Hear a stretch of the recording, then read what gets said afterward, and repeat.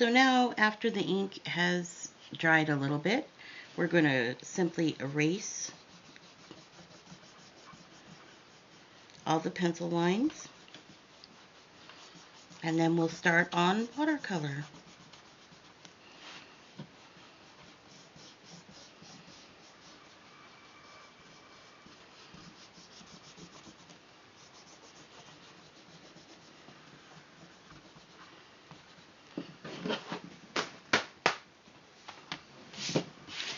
So I have my water here,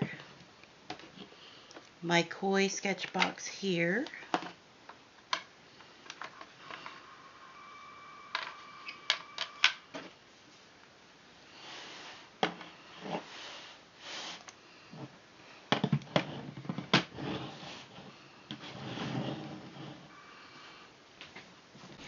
so I'm going to use two brushes today. One is a number 4, and I think it's called Silverlight, but I will look that up for you because the name has, I've had it for so long the name has come off. And this one is a number 2 Cotman 222 by Winsor & Newton. So I like Cotman brushes. A lot of people don't use them because they're student grade. I'm going to start actually by wetting all the, you can do this with the sprayer. Hold on, I'll get my sprayer.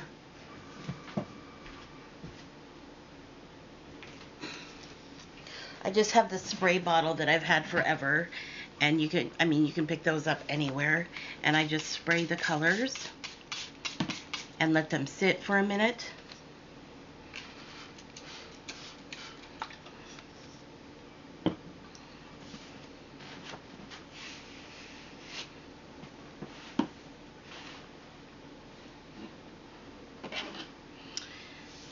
One of the hardest things to do in watercolor is a gradation. And actually I'll do that first. And I think what I'm going to do is stick to the colors that I have on the edge here. So I'm going to do a pink to a purple to a blue gradation on this swoop.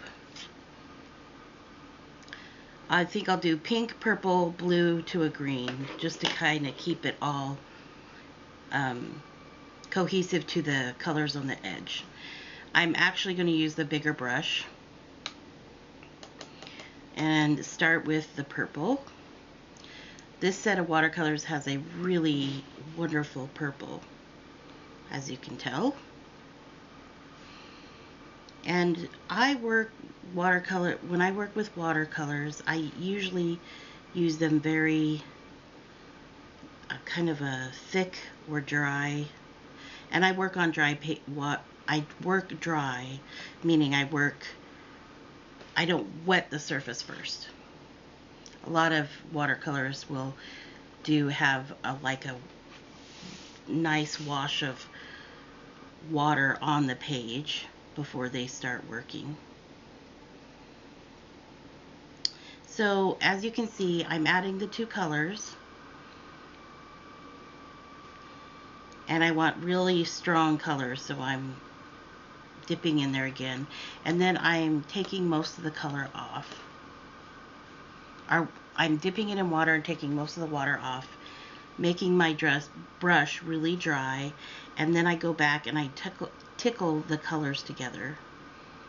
That's the only way to describe it, because I don't want to get, it's a very light touch, and I want to kind of meld them together without totally mixing up the color.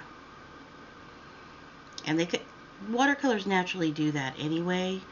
Just make sure you have a really heavy consistency of color. And then I'm going to go to the green, and then I'll go back to the blue again. And I'm going to use the lighter green, because when you get this green close to that blue, it's going to go into a dark green, and I don't want it real dark. So I'm putting my swatch of green on,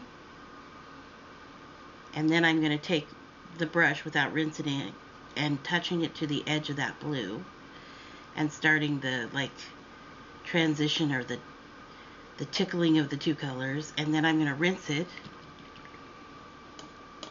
and kind of make sure all the water is off.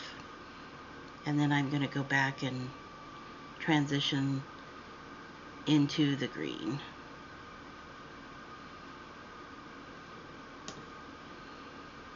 And on different days, you're going to find the watercolor responds to you differently. Like today is a really dry day here, so the watercolor isn't really flowing like it usually does. So just be aware, on real hot or dry days, you're going to have a real difficult time with transitioning. Okay, so now I'm going to go back to the blue and the purple and then to pink. Actually, I think I'm going to change the blue up a little. I'm going to do a little bit different, darker blue. It's not much of a change, but it's just, so I'm going right up to the edge of that green. Rinsing my brush, and then taking it from the dark into the light.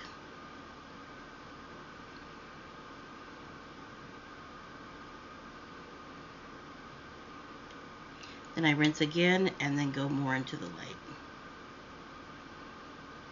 You just have to be mindful that when you go into the light color, you need to rinse off so you keep the lightness that's there.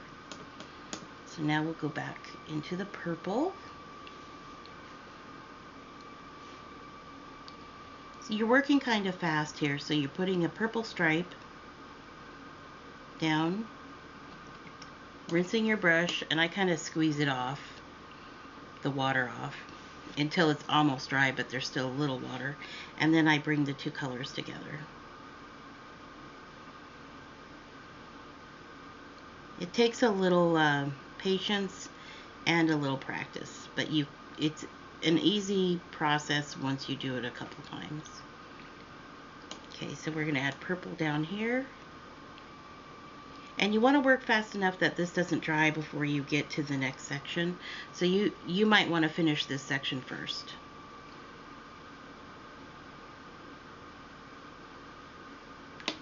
So again, color swatch, making it mostly dry, going back into the colors. That was probably a little bit too dry, but it worked.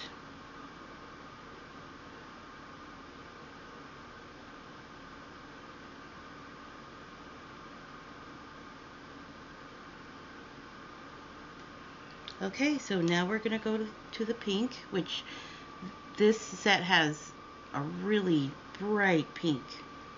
So I like that, but some people might not. So again, I'm going to go right up to the edge, and I'm going to go ahead and do that down here too, because I think I can work fast enough to get them both.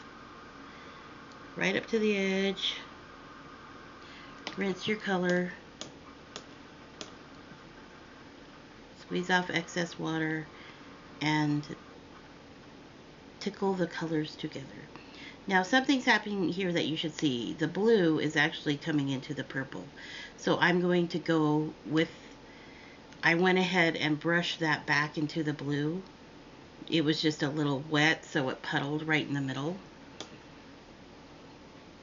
So I rinsed my brush again, and I'm going to go into the pink and try to transition it better, because I kind of had to catch that puddle.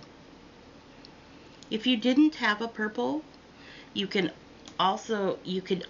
use just that pink and that blue together, and you would make a nice purple. You need to play with your watercolors when you first get them, so that you understand what colors make what. So making a little color swatch of your different shades is always a good idea. Okay, so I'm going to let that dry,